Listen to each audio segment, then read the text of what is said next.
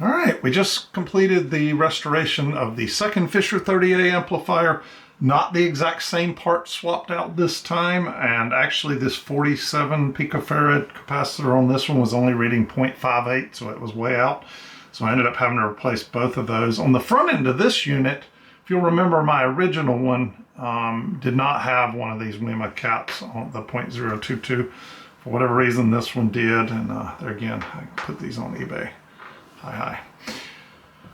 All right, let's take a look here at what we got. So what is different, you might ask? So on this amplifier, the 82K plate resistor here that goes from the phase inverter up to the 270 volts right here, that one was way out of whack, so I ended up replacing it. Otherwise, just the 47 picofarad capacitor right here. Everything else pretty much in line with what I did on the other. These 820K ohm right here were way out of whack.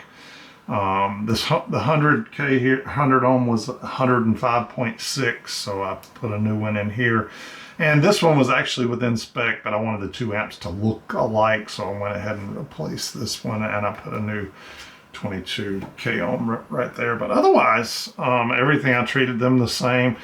You guys can see underneath here on the end of my capacitors here where I did the outer foil test, and same on the input one. But other than that, simple restoration, and we've got this thing tested out on the bench and super happy with how it turned out. And one other thing that was significantly different about this amplifier is it had a 2-wire cord, but it is massive in diameter compared to what was on the other amplifier, which was just some 2-wire zip cord here.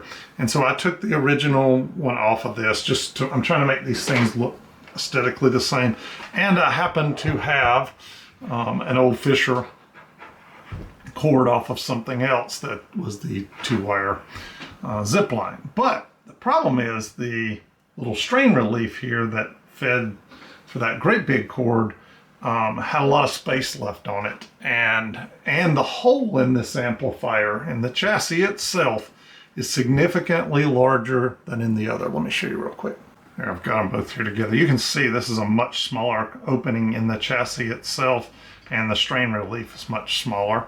And so I was trying to, I didn't have any larger 2-wire zip type strain relief. So what I ended up doing here as a tip for you guys is I used the existing one for the larger cord, but I just went in, let me zoom in on this.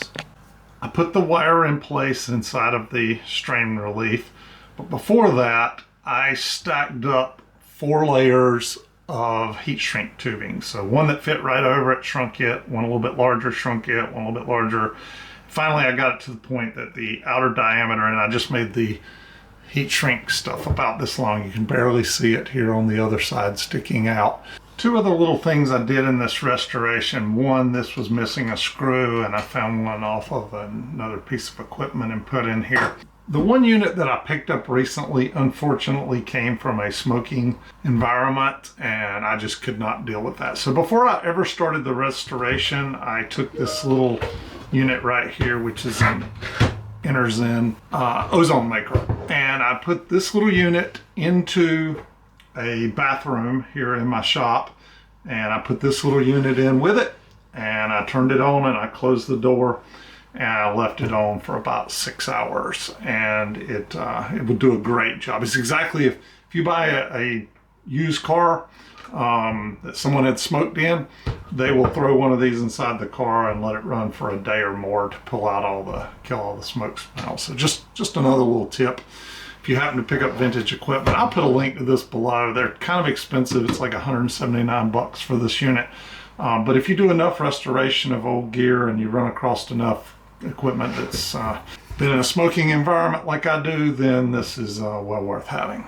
As you can see, this one's actually slightly cleaner than the other one. This one's down at 0.2% distortion.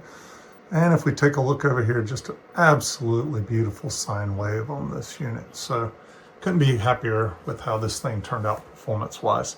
All right, guys, we wrapped up our testing. Here we are on the bench, and I had the covers on them. I think they look absolutely sexy with these little cages on them. It took me a long time to find a matching pair. A few came up along the way, but they weren't in quite the same condition as the other I had, and I wanted to wait till I had a really nice matched pair of these. But look, guys, stay tuned. Video 4, we'll have these in the listening room and you can actually hear them. And I'm still working on this video 2 thing. You'll have to see how it materializes. Thanks for watching, everybody.